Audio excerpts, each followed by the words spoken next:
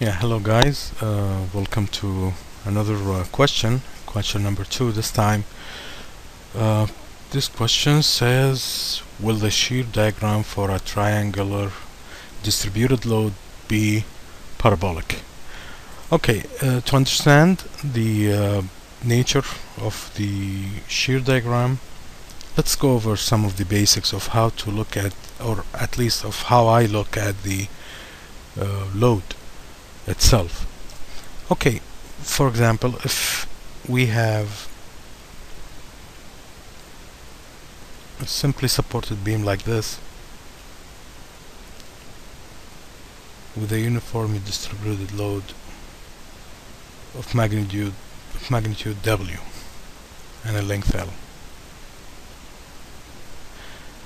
and the second example would be the same beam but with triangular load like this one. The way I look at this one, remember from your elementary math, if you have the x-axis and the y-axis and you have a straight line, the equation of this line would be y equals some number, a constant. And using the same analogy, this is a function of x, if this is the x and this is the y. Okay, or we can think of the W in the simply supported beam with the uniform distributed load as a function of x but to the power of 0, and the straight line is a function of x to the power of 1, or just of the function of x. To fully understand what's going on here, let me do an example using this part or this beam. Okay, here's the example. If I have a beam like that with length L and triangular load like this with a value of W of x equals W naught, or a number,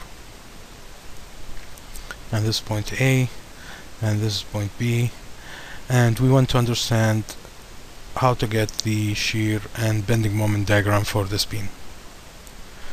First of all, I need to find an equation for this line representing the load.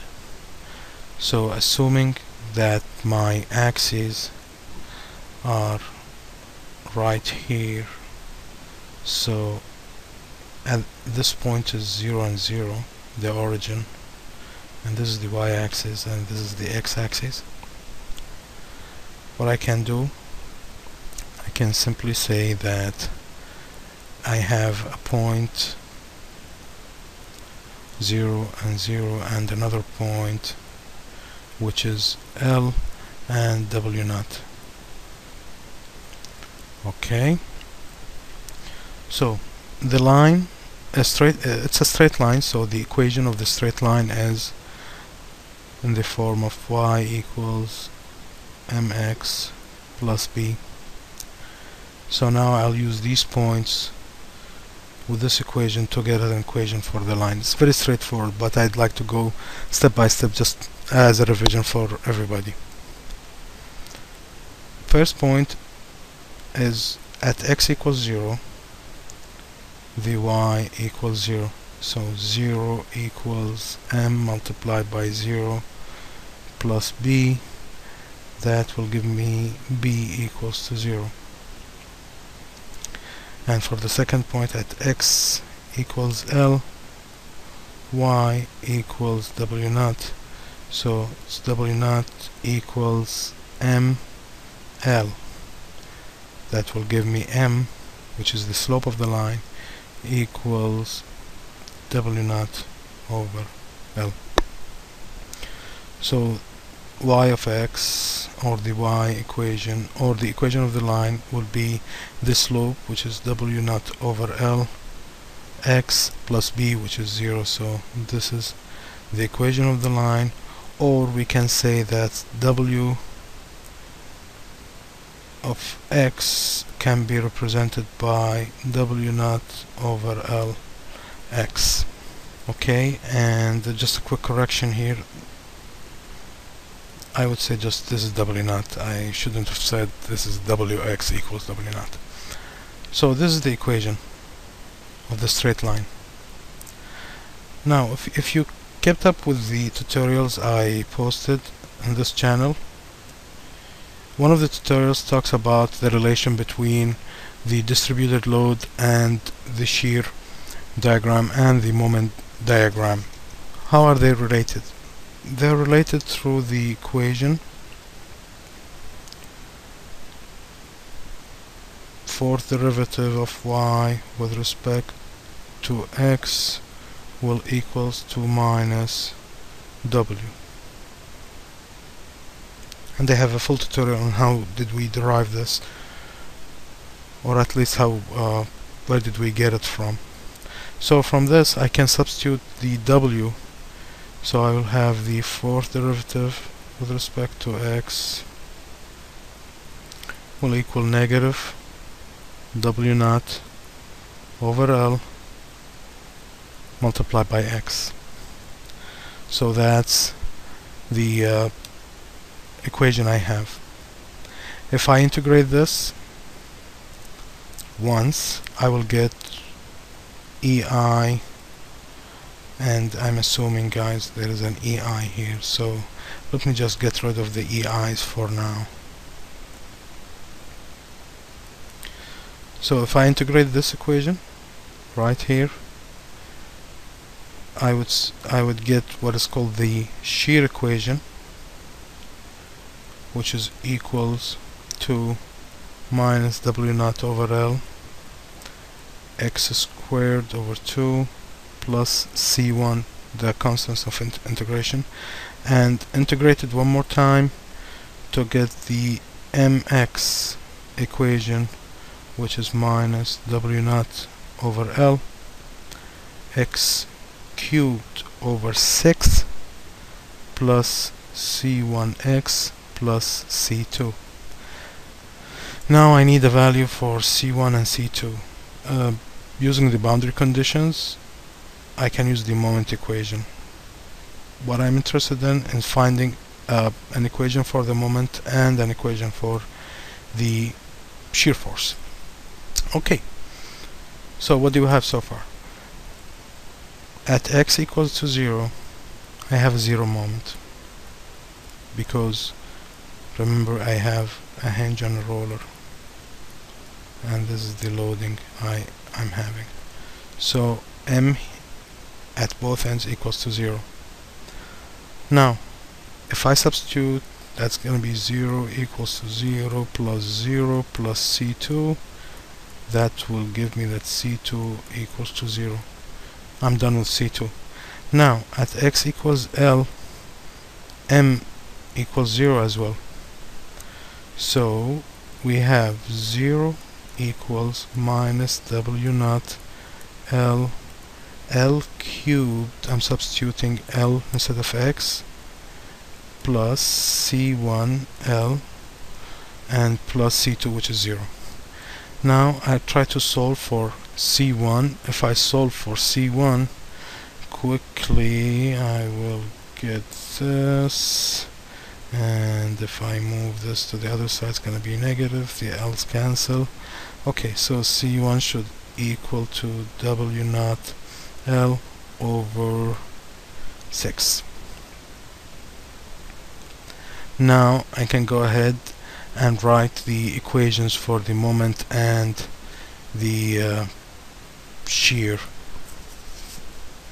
I will have v of x equals negative w naught over L x squared over 2 plus c1, which is w naught L over 6, and mx will give me negative w naught over L x cubed over 6 plus w naught L over 6 and x here. So now I have two equation number 1 and equation number 2, number 1 representing the shear and number 2 representing the moment. Okay, by looking at these equations you can get a feeling of how the shear diagram will look like in terms of to what power, because remember the question was is or will the shear diagram of a triangular distributed load will be parabolic. From this equation we can say that it's to the second degree because x is squared right here, so you wouldn't have straight line. Okay, and just to keep on going with this question, okay, how can you get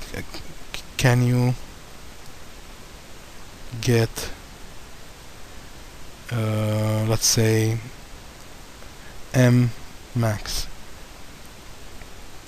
What is the maximum moment? Okay, remember, whatever you have v is 0, m is max. Okay, so I can go ahead and say v of x equals to 0. So I'll have a 0 equals minus w naught over L x squared over 2 plus w naught L over 6. And let's try to solve for x. So from this one I will have w naught over L x squared over 2 equals w naught L over 6, and now I'm gonna cancel those, and the 2 with this one will be a 3. So I'll have x squared equals L squared over 3. That means at x L over the square root of 3 I will have a maximum moment. Okay, now I can go ahead and substitute this into the m equation, and let's try to do this. Okay, so what do we have? We have m of x equals, or m max in this case, it's going to be minus w naught L, okay, L over the square root of 3 cubed divided by 6 plus w naught L over 6 times L over the square root of 3. I mean, then you can simplify this and come up with an equation for m max. Now we know how to get the equations. Let's try to plot the shear force and bending moment diagram, but using a software instead of doing it by hand. And by the way, if you want to do it by hand, it's very simple, but it's a little bit time consuming. What you do is you just create a small table with x and vx and mx, and take x, for example, 1, 2, 3, 4, 5, all the way to the length of your beam, given that you know, or you have a value for w naught and you have a value for L. You substitute into the v equation and the m equation, you get a number here, a number here, and then you plot x versus the vx and x versus the mx. But instead of this, let's go ahead and use Mathematica to plot our answers.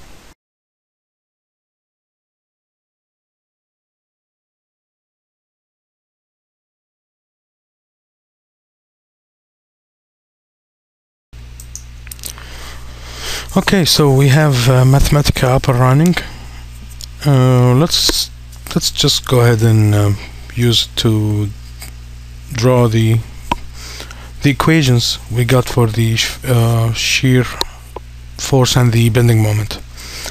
So let's see, what do we have here?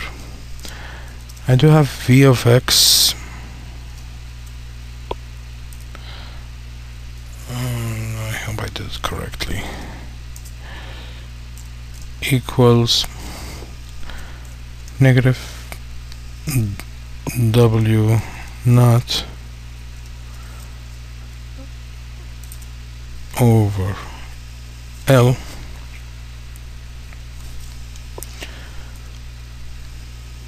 multiplied by x squared. So this is x squared over 2 plus c1, which is, or plus w naught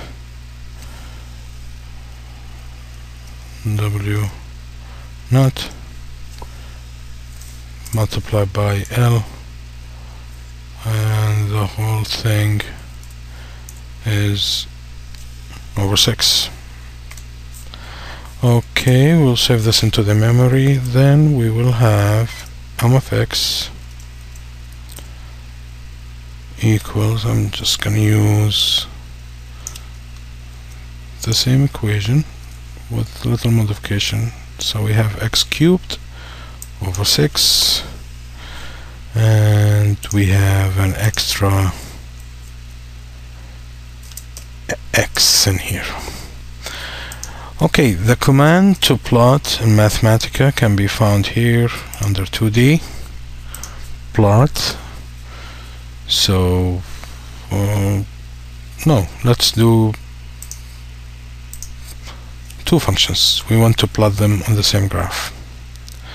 So basically what I will do, I will say plot v of x and m of x,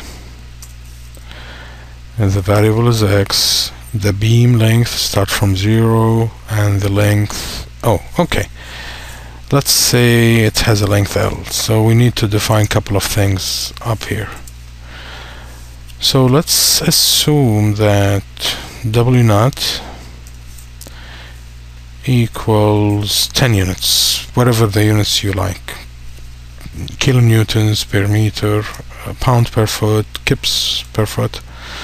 Okay, and we will assume that L equals 10 units, whatever, again, meters or feet, it's up to you. So let's run it. Okay, we do have a plot for the shear and bending moment diagram. You can tell that the bending moment diagram is this graph and the shear diagram is this, and we can see it's not a straight line. And what we can see from this one, that the maximum moment, which happens to be around here, it's a little bit shifted toward the, it's not at the center of the beam, it's not at 5, because remember we had the triangular loading. Okay, what else can we do over here before we just conclude this? Let's double check a couple of things. Now, remember when I said that the maximum moment happens at v of x equals to 0? Let's try to verify this. So if I ask Mathematica to solve this equation, set it equal to 0, and the variable is x, would it solve it for me? Yes, it has two roots, negative 10 over the square root of 3. Remember, the 10 here is the length. If I want it to be symbolically, I have to forget about the input here, but I'm gonna lose the drawings anyways. Let's try to run it again. No, it's still in the memory. I remember there is a I need to find the there is a command that clears all the variables. Actually, let's look for it. Let's go under help, clear all. Okay, clear all. Let's okay, basic examples, scope, clear all fact, clear all. Yeah, here it goes. It's clear all global. Copy. I'm gonna use this, and now if I run this I will lose the graph. Okay, I know that because by doing this and that I'm excluding the W naught and L from the equations here. But let's try this one. Yeah, now I have, this is an L, guys, this is not a 1. So now I have L over the square root of 3, or negative L over the square root of 3, and that's what we got before. So let me get everything back.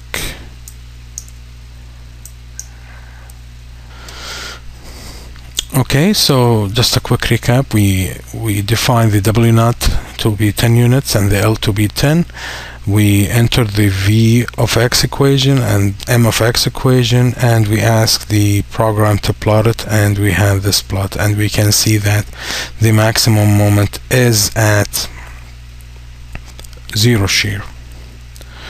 Okay, what if I wanted a value for this maximum moment? All I need to do is to substitute 10 over, or L over the square root of 3 into the moment equation, and I will get a value for the maximum moment. So 10 over the square root of 3. So if we do this, copy, and we block it here, and we do this, copy, and V, and instead of the L we use 10, and V again, and we use 10, and I would say full simplify this. Let's see what can be done. Okay, I got a value here, so numerical value of that, so the maximum moment would be 64.15, whatever units you are using. That's it, guys, and I hope you guys learned something today, and I hope I answered the question.